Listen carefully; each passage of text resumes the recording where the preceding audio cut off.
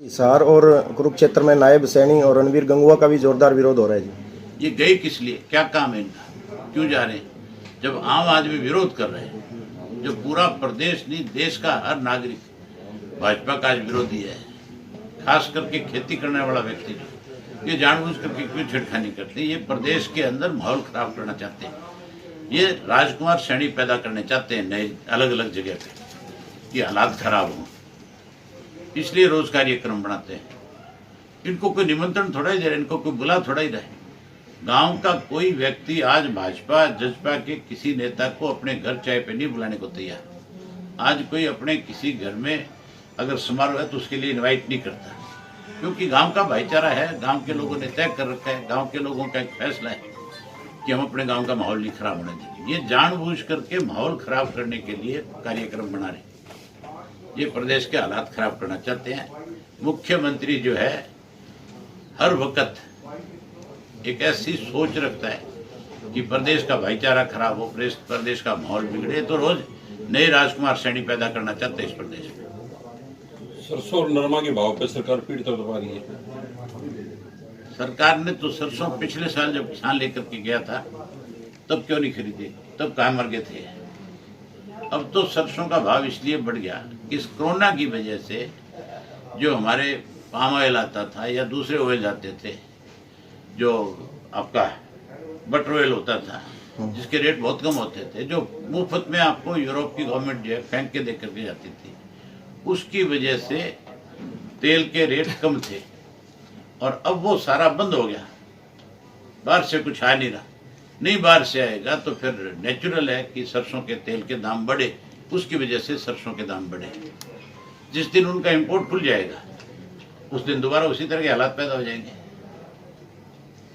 Diesel petrol के दाम भी बढ़े हैं, उनकी निस्बत ये दाम कहाँ तक उचित है? अगर ये किसान के हितैषी है तो फिर इनको कृषि के तीनों काले कानून खत्म कर लेने चाहिए और डीजल और पेट्रोल के दाम जो बेहताशा बढ़े हैं, बैट हटा करके उसको बाकी दुनिया के अंदर जिस तरह से पर बैरल के हिसाब से, रेट के हिसाब से दाम बढ़ते और घटते हैं, इनको भी करना चाहिए।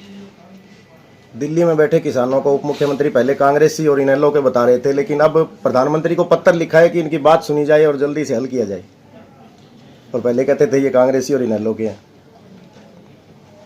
किसानों के बीच में जाने के लिए रास्ता निकाल रहे हैं। अगर किसान का हितैषी है, चौधरी देवीलाल का झंडा लगाता है, चौधरी देवीलाल की नीतियों की बात करते हैं, अगर सही मायने में चौधरी देवीलाल की नीतियों पे चलना चाहते हैं तो फिर बजाय किसी को पत्र लिखने के रिजाइन दे देना चाहिए। रिजाइन कोई एमएलए-शिप से नहीं, इस सरकार से समर्थन वापस ले लेना चाहिए।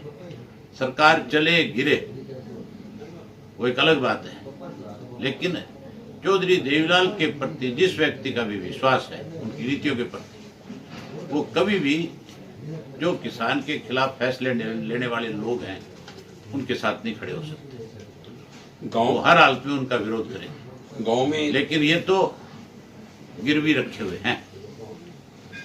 आपने सुना नहीं था, अजय सिंह का एक बयान आया था, उसने कहा था कि दुष्यंत का इस्तीफा मेरी जेब में, और वो इस्तीफा लेके जेल चला जाता है। ये इस्तीफा नहीं दे सकते। जिस दिन इस्तीफा देने की बात आएगी उस दिन कहेंगे अजय सिंह की जेब में मजबूरी है, कहां से दें।